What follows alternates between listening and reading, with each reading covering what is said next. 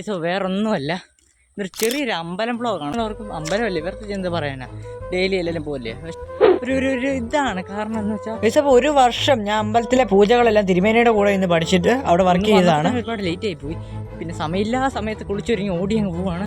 ഇതാണ് കേട്ടോ നമ്മുടെ ലൊക്കേഷൻ എന്ന് വെച്ചാൽ കറക്റ്റ് പറഞ്ഞാൽ മേടപ്പാറയാണ്. മേടപ്പാറ ശ്രീ സുബ്രഹ്മണ്യ സ്വാമി ക്ഷേത്രമാണ്. ഇവിടുത്തെ പ്രത്യേകത എന്ന് വെച്ചാൽ ഒരുപാടുണ്ട്, ഷോർട്ട് വീഡിയോയിൽ ഒന്നും പറഞ്ഞാൽ തീരത്തില്ല.